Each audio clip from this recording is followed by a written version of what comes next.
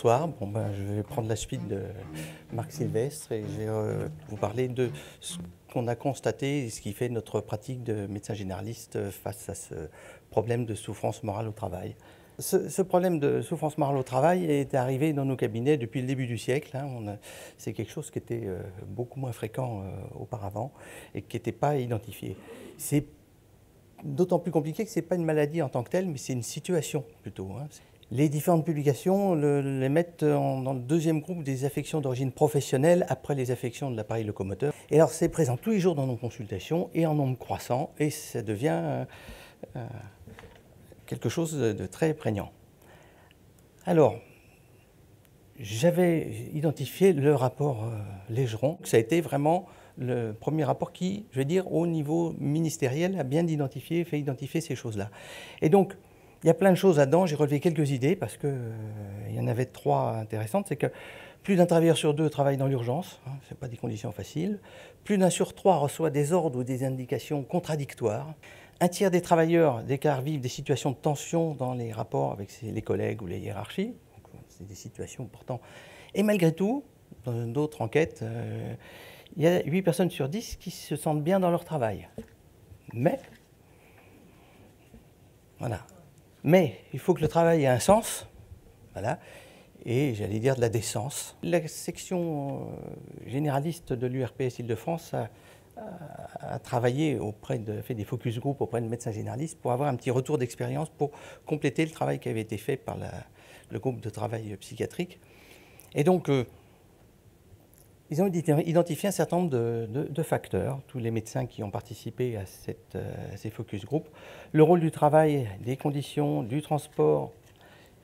Et c'est des choses qui sont de plus en plus intégrées dans notre consultation. De plus en plus, on le note lors de la première consultation d'un nouveau patient. Où est-ce que vous travaillez, qu'est-ce que vous faites et tout. Et quelquefois, les éléments sont abordés par la suite, mais c'est quelque chose qui apparaît dans l'interrogatoire d'un patient.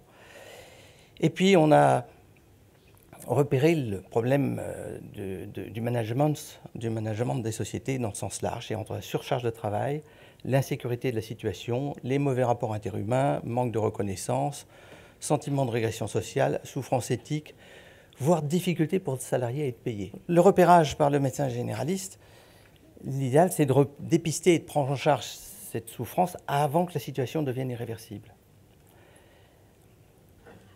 Les symptômes ne sont pas toujours évocateurs. C'est essentiellement une addition de symptômes subjectifs.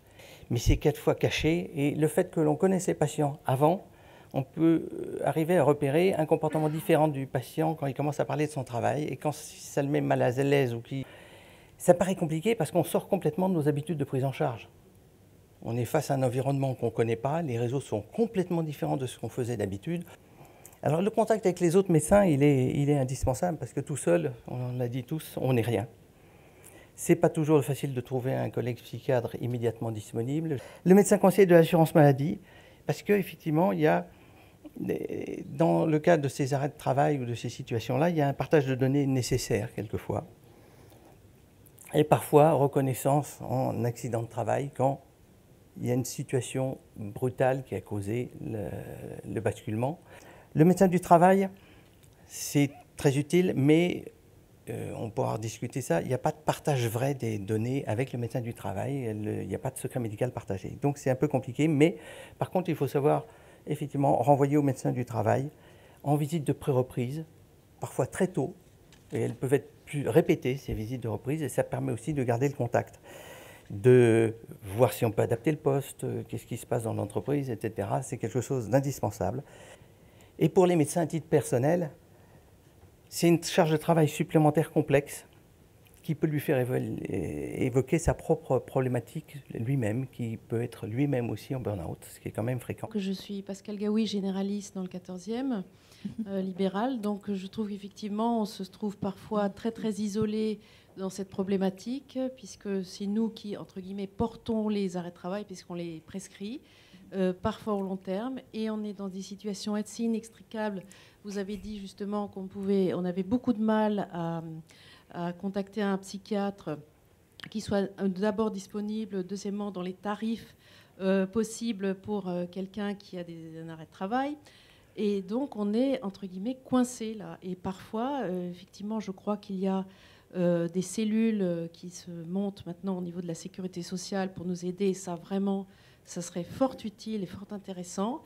Et j'aimerais parfois, effectivement, plus contacter le médecin conseil et qu'il m'aide aussi, enfin, qu'il prenne aussi une décision, par exemple, au niveau d'un arrêt de travail, de comment faire, comment gérer la reprise. On se sent bien seul, quoi. Voilà.